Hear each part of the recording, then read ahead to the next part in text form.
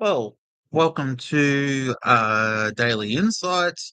Today's going to be a debate on the youth crime in Australia at the moment. So I'm going to be joined. Hopefully, if you can't hear this, just let me know. So I'm just going to bring on the debate partner. You just give me a second.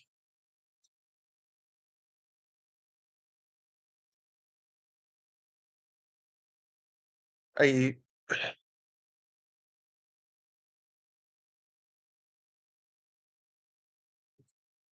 all right? Are you ready? Are you ready to debate? So nice to hear your voice. It's actually how I thought you'd sound. Are you ready to have a debate? Sure am. I'm glad we're doing this. All right.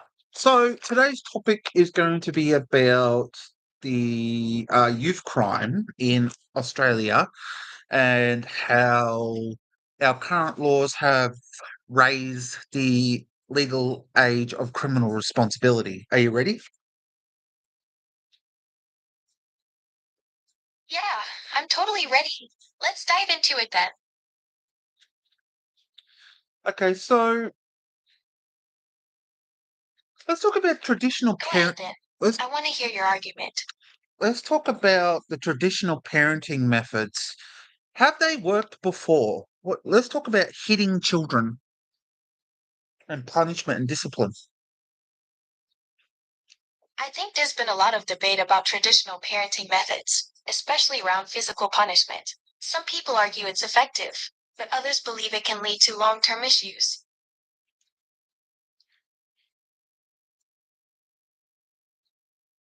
Well, generational punishment was quite normal. And during this time, children had a lot more respect of their parents and authority. That's a fascinating perspective. Nicole, you think respect for parents and authority is directly linked to physical discipline? I think that discipline itself shows you that your actions have consequences. That makes sense. Nicole, consequences can be a powerful teacher. So the reason why this is my really debate my debate here, right, is that when you discipline a child for a consequence, they instantly have respect for authority. Do you think that's a good thing or a bad thing? I think that's a valid point. Nicole, but isn't discipline also meant to teach kids self control and accountability rather than just fear of consequences? Well, you bring up an interesting debate there. The debate topic that you just brought up is that you will fear authority figures.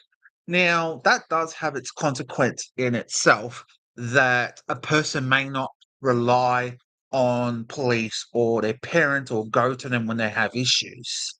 I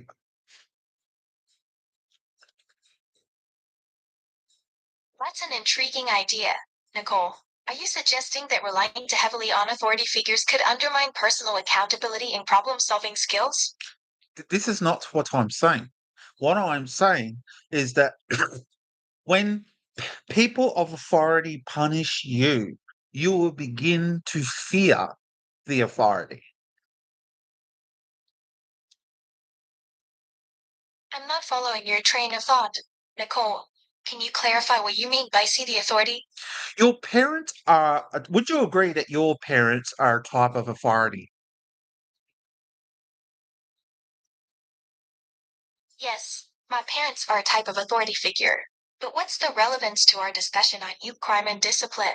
Well, the discipline is if your parents who are authority figure and police who are also authoritative, you will begin to associate both the police and your parents and any type of authority with excessive punishment and fear.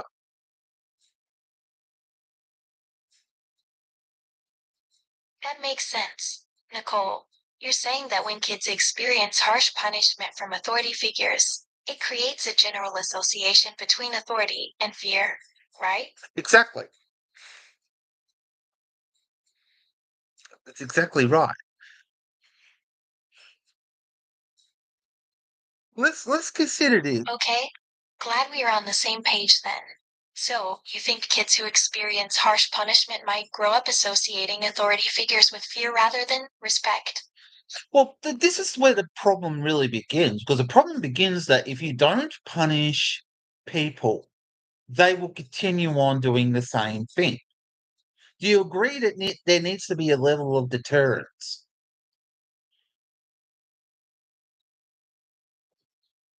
If people don't face consequences for their actions, some might feel encouraged to continue behaving badly. Let's consider a child that steals, lies, or disrespects people, right? Let's just say a stern physical consequence can leave lasting impression.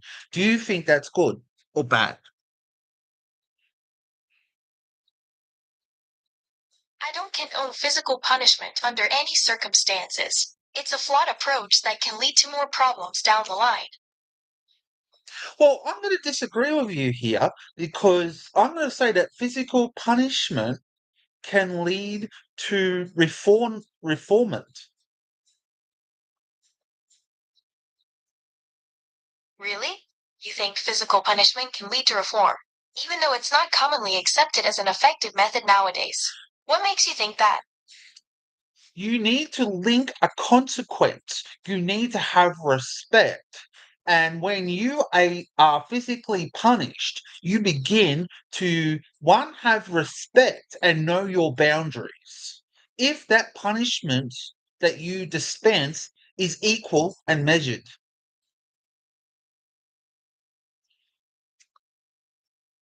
So, Nicole, you think measured physical punishment can teach respect and boundaries, but isn't that a pretty fine line to walk between discipline and abuse? You're obviously right. You're obviously walking on eggshells when it comes to discipline and physical disciplining, right? I think that you need also this is going to be different for each culture as well, and each and every person's going to be. They do this in Texas, right? So if you agree with me, they do this physical punishment in I Texas. think discipline needs to be tailored to each individual child's needs and cultural background. And it's true that Texas has its own unique perspective on discipline. So if this discipline is so harsh, then why would a state like Texas use it?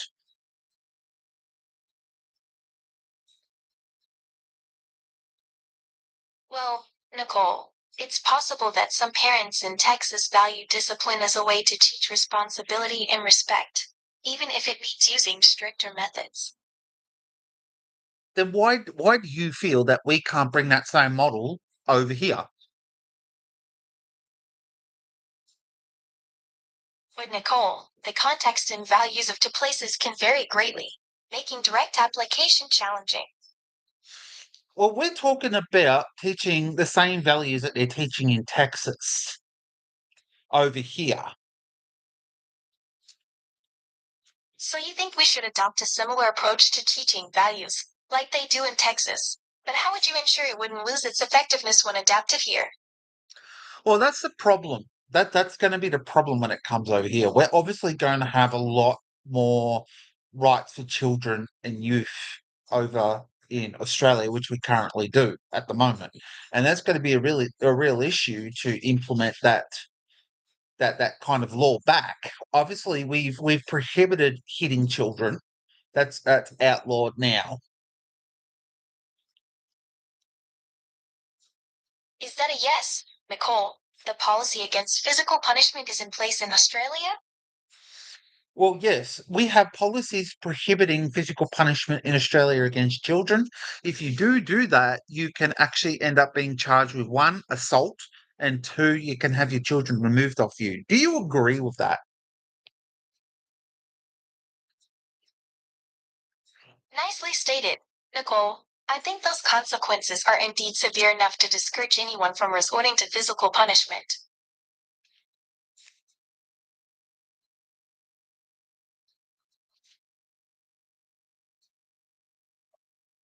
Okay, so where do you think accountability actually starts?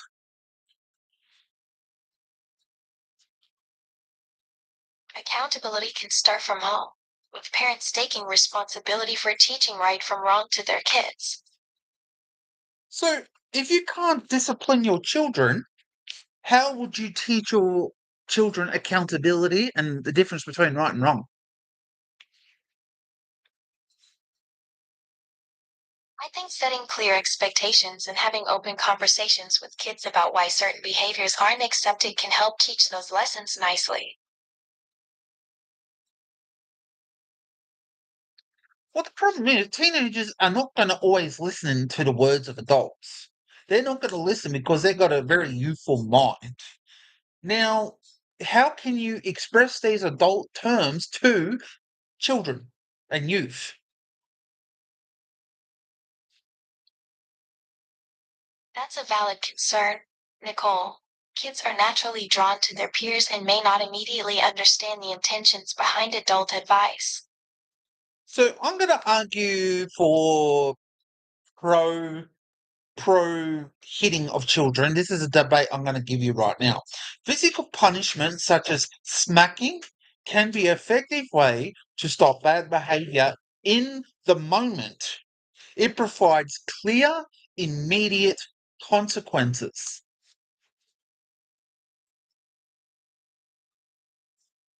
That's an interesting stance.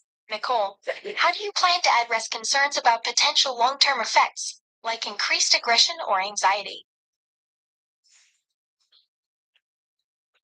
Well, this is obviously your debate to this is that my disciplining is so disproportionate to the crime that's been committed that it's going to cause my kid psychological issues.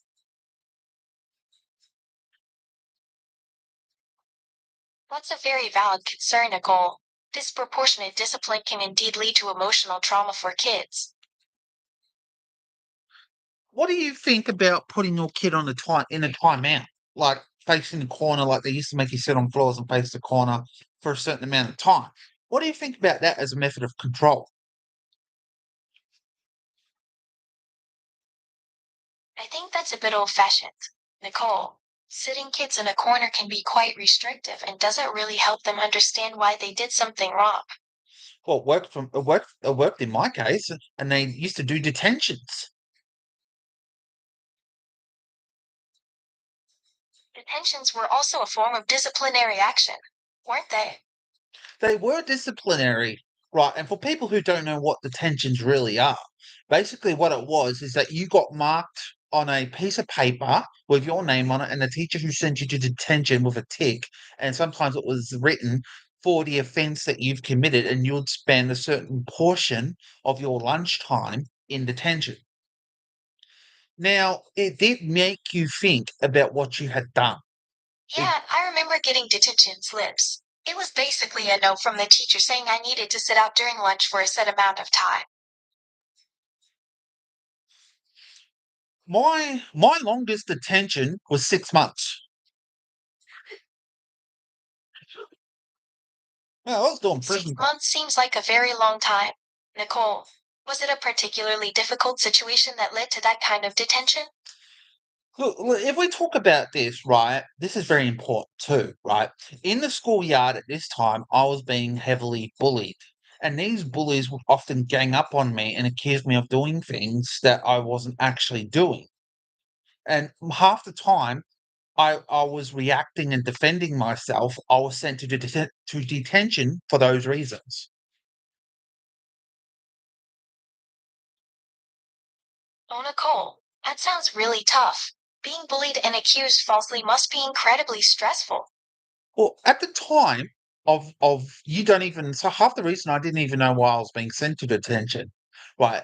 The other problem with detentions was that there was no process to judge whether that detention was given authentically for the right reasons. There was no process of judgment between the detention and the teacher giving you the detention. There was no process to analyze whether that detention was necessary or warranted.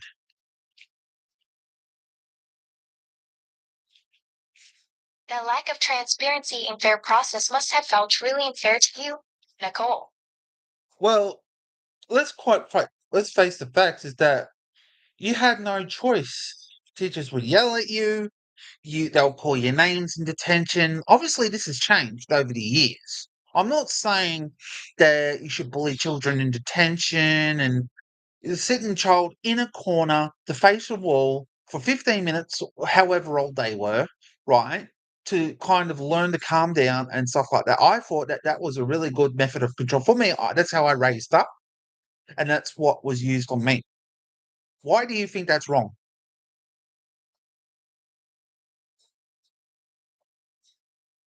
I think it's understandable that you saw those methods work for you and your family, Nicole. But some research suggests that relying on fear and punishment may not be the most effective way to teach skills like self regulation and impulse control.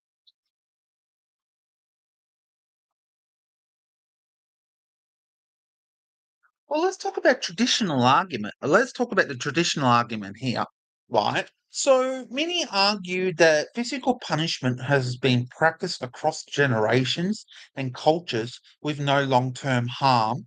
It's viewed as tough love approach to teaching right from wrong.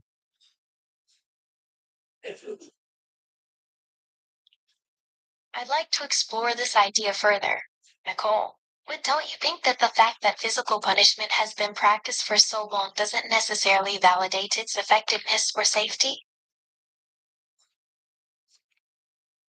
Well, that's a question between modern day parenting and historical parenting.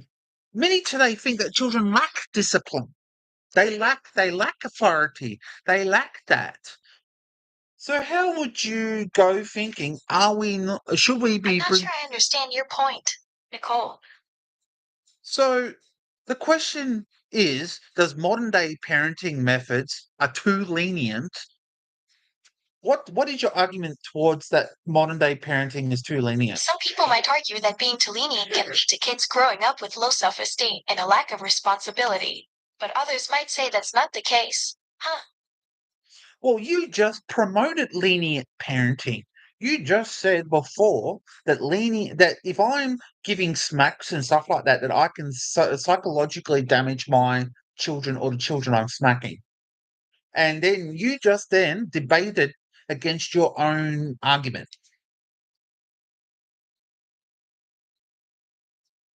It feels like there was a disconnect between our previous conversation. Nicole, can you help me understand why you think I promoted lenient parenting? You just said before that lenient parenting often would lead to would need more would need more discipline, even though you said that discipline was wrong. You're saying I contradicted myself earlier, but I Absolutely. think I just clarified that physical punishment can have negative effects. You Nicole, you did contradict yourself. So I'm just like this is a debate. So if you're annoyed, let's get annoyed.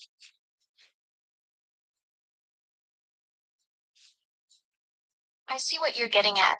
Nicole, I'm not here to take the debate personally, though. My main goal is understanding your perspective. But here's an argument for it, right? Some behaviors demand a strong response. What would you have to say towards that?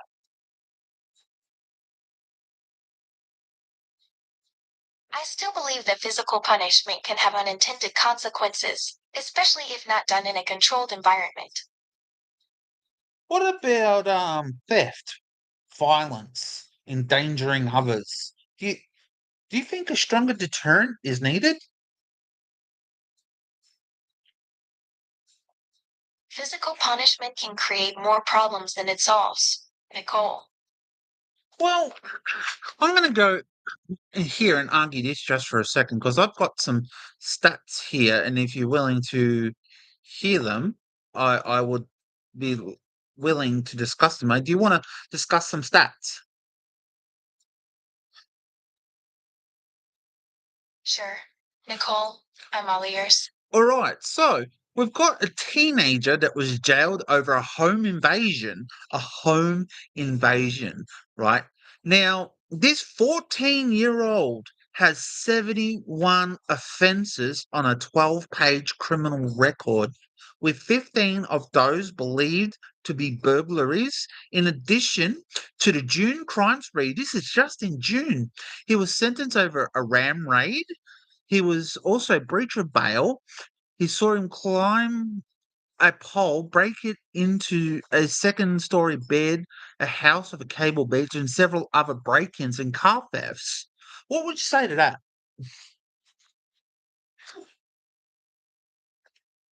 I think it's essential to consider the root causes of his behavior, rather than just focusing on the severity of his crimes.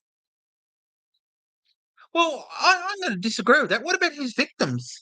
The victims where he stole over $10,000 worth of jewelry from their home.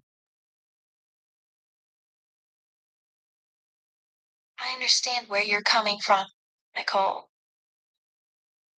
No, you're supposed to be debating me on this. That's not a debate. That's not a debating point. Okay, fine. Let's try this again. So, look, I'm saying that this kid who has had over 71 criminal offences on a 12-page document for the same crime has met no repercussions of whatsoever. What have you got to say about that? Well, Nicole, while it's true that this individual has a lengthy record, it's not necessarily accurate to say they face no repercussions. Well, look, anybody else in this situation would have been put in jail. Do you not agree? I think that's a drastic reaction, Nicole. So you're telling me that if I committed 71 criminal offences on a 12-page criminal record sheet, that I wouldn't be sent to jail?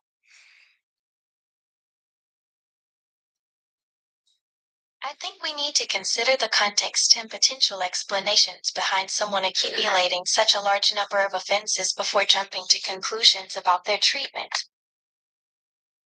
What do you think? What do you think needs to be done then? So I think obviously we're having a pretty intense discussion about the minimum age of criminal responsibility and your views on youth crime. this is supposed to be the point of debate. The point of debate is to raise these issues, don't you think? I agree with you, Nicole, that bringing up these points is exactly what debates are meant for, to challenge assumptions and spark discussion. Obviously this is upsetting you, and it's supposed to, because these are subjects which are going on at the moment. Like, if you think about it, we've got 14-year-olds with over 71 offences. Right. Not only that, there's one other teenager who murdered another boy and got let off. So how do we sort this out without talking about it in debate? Nicole, I understand why these cases would be distressing to discuss, but as your friend, I want to explore these issues with you and find ways to address them constructively. Well, no, this is how I do it. I talk. You're not going to change the subject on me. We're debating this. So I think that I'm this listening. this Nicole, lenient this can we lenient discuss why those cases upset you so they're not much? upsetting me. They're not upsetting me. I want to debate this, right? Because obviously there is a lack of What's your accountability. perspective on raising the minimum age of criminal responsibility? Isn't it meant to give kids a second chance? Well, look, it gives everybody a second chance, not just kids, right? The rule of law states that you should have three things. One is deterrence, three is rehabilitation, and third is, I forgot what the third one is, who cares? But you understand what I'm saying. Interesting point. But don't you think setting the bar lower might prevent kids from taking responsibility for their actions? Well, they've already set the bar higher, right? So these kids can't take any responsibility for their actions. There is no consequence.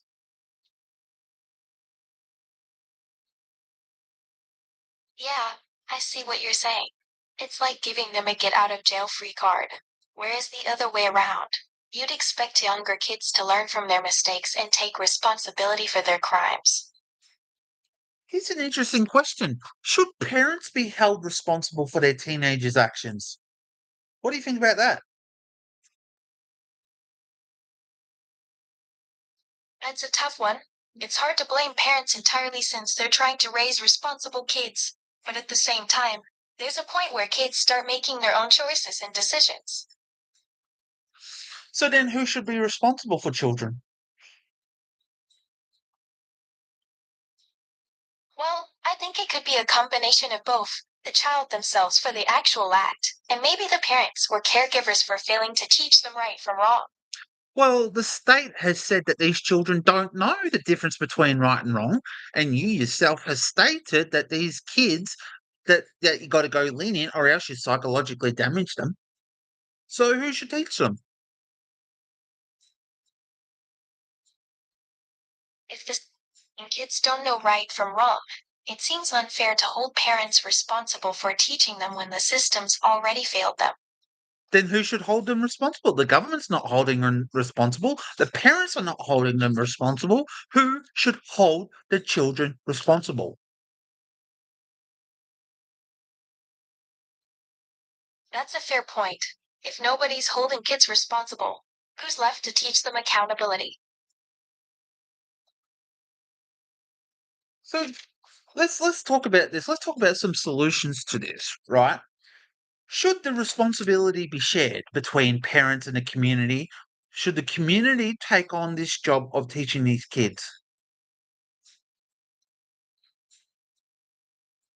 That's actually a really interesting approach. Sharing responsibility between parents and the community could help kids learn accountability. Well, how do you think the community could help these teenagers stop prevent doing these crimes?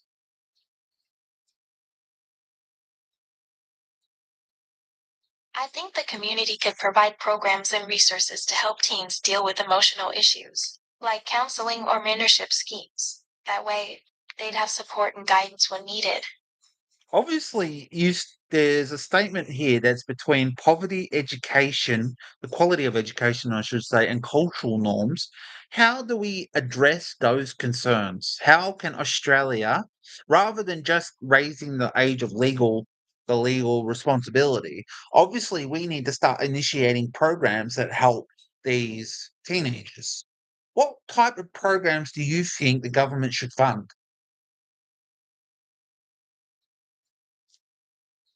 I think programs that focus on job training, vocational skills, and education would be a good starting point. Maybe something like apprenticeships or mentorship schemes.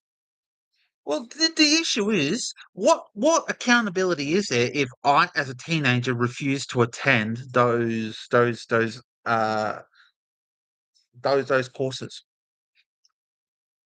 If the kid is to attend, isn't that a different situation altogether? Maybe it's up to the responsible adults in their life to find ways to engage them in the program. Well, look, if I am on bail and one of the conditions of the court is for me to attend a course and I don't attend that course, I'm going to go to jail, right?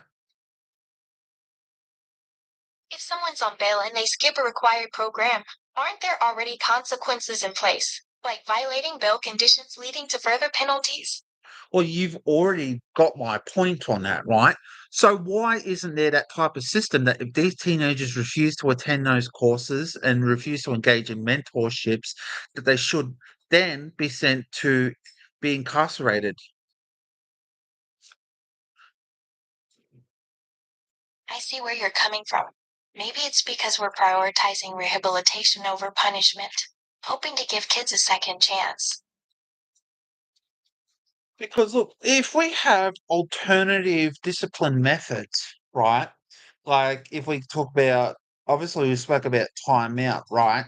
But we really need to have that we've given these kids the best chance we've got. We've put them in mentor programs. We've put them on the line for education. Given them jobs, right? Let's say this kid refuses to engage in any of that.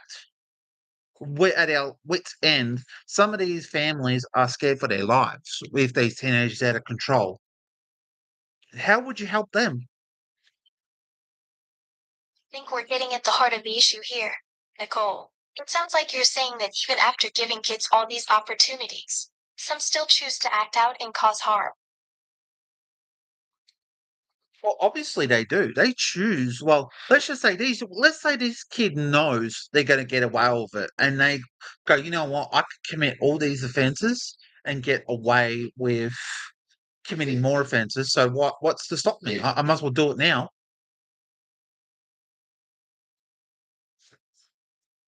I can see how you'd feel that way, Nicole. It sounds like you're frustrated that some kids feel like they can get away with hurting others and I themselves. think everybody's frustrated with that. The whole of Australia is frustrated that these kids feel like they're invincible. Yeah, it's understandable to feel that way. It's like they've lost touch with reality. But what happens then? We do nothing, and these teenagers go on to continue the cycle of crime as adults. Is Who's to blame there? We're essentially leaving a whole generation without direction or accountability, setting them up to perpetuate the same problems as adults. What would you say that if these teenagers came out and they said, as adults, and they said, you know what, if I was put in jail, that would have helped me. What do you have to say about that? Honestly, Nicole, that's a powerful statement. If locking them up could actually help them turn their lives around, maybe we need to consider that as an option. No, but my question was, what happens if this teenager in the future, as adults, said, you could have helped me if you locked me up? Well, if a former troubled teen comes out and says being locked up helped them turn their life around, it shows that maybe that's an effective intervention for some people. Yeah, but then who is to blame for failing that child? We failed them the state failed them, the parents have failed them as a child. Who should we blame? I think it's safe to say everyone involved has a part to play in failing that child, including the parents, the community, and the system itself. Well, I think the state government should be to blame here, right? That they don't have any policies to really be there to go, okay, we need to lock this kid up for the safety of others. What about if a teenager is now a terrorist, right? And they're going to blow something up? What should we do then? Let them go?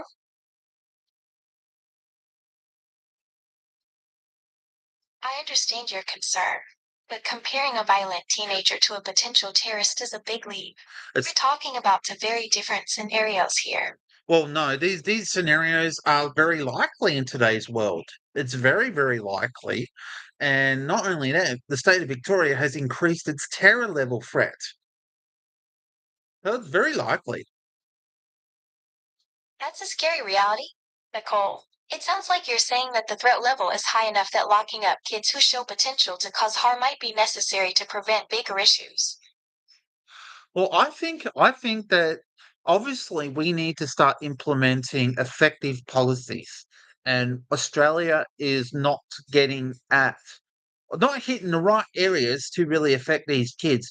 Because at the moment, if I'm looking at these statistics, which I'm going to let you respond, I'm just going to go get my statistics. It's frustrating to see that despite efforts, the numbers are still trending in the wrong direction. Can I ask, what specific stats were you thinking of referencing? I'm going to go to the ABS statistics. So youth crime If you're statistics. looking into ABS data, I'm curious to hear what insights you think will back up your points about youth crime in Australia.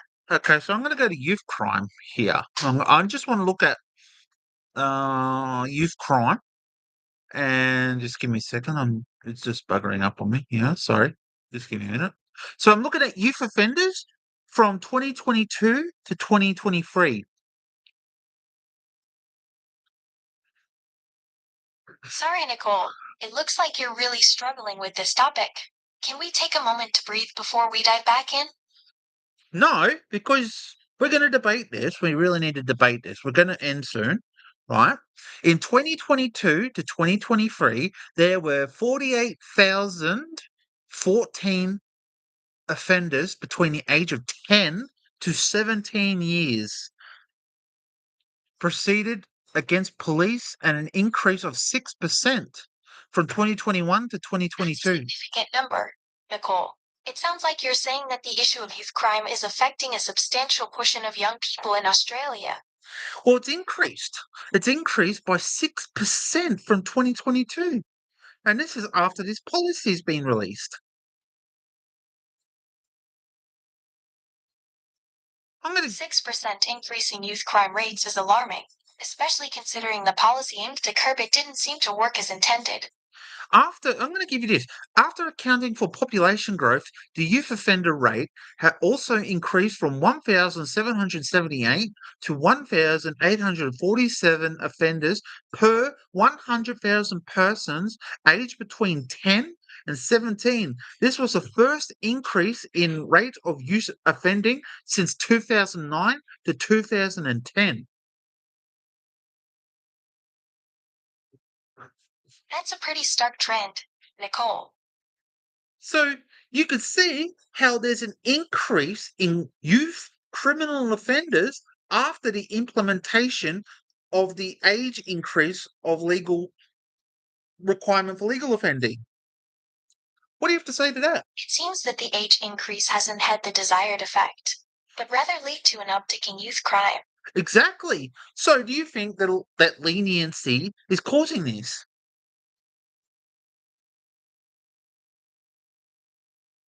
I think it's more complex than just leniency, Nicole. The increase in youth crime could be due to a combination of factors, including the age increase not being effective deterrent. Well, I'm going to give you this, right? 25% of youth offenders were proceeded against for acts to intend to cause injury, which was the most common principle of offence among young offenders. 11,860 offenders acted to intend to cause injury. That would mean that they had knives on them. Knife crime has gone up. What do you have to say to that? What? Boy, What's disturbing, Nicole? why? Knife crime increasing among young offenders is a serious issue. It's a matter of safety and security. Okay, so I'm going to go on down here, right? Miscellaneous offences decreased by 75% as a principal offence for youth offenders, which is down by 2,814 to the previous year. The number of youth offenders with principal offences for illicit drugs was decreased by 4%. Offenders, this was 8 consecutive decrease for drug offending. After accounting for population growth, the youth offender rate for illicit drugs also decreased. So there's been some good things there. What are we doing wrong with violence?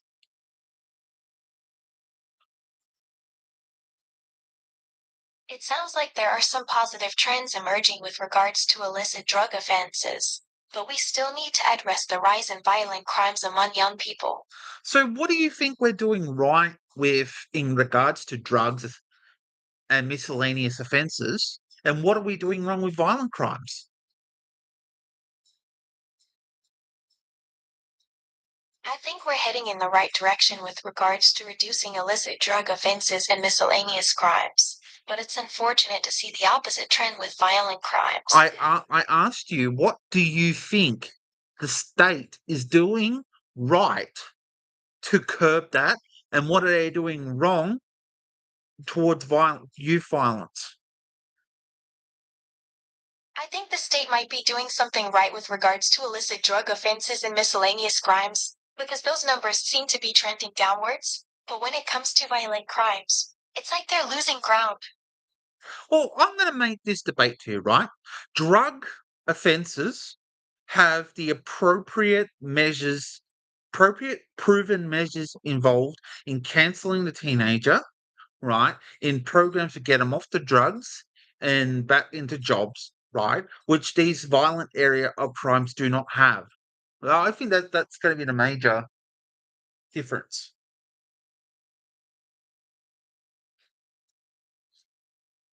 That's an interesting distinction. Nicole, it sounds like you're suggesting that the approach to addressing substance abuse and getting youth back on track versus dealing with violent behavior requires separate strategies. It's obvious it's going to. Look, thank you very much for this debate. This is going to be the end. Please like and subscribe if you want to see more of this, and I'll see you next time.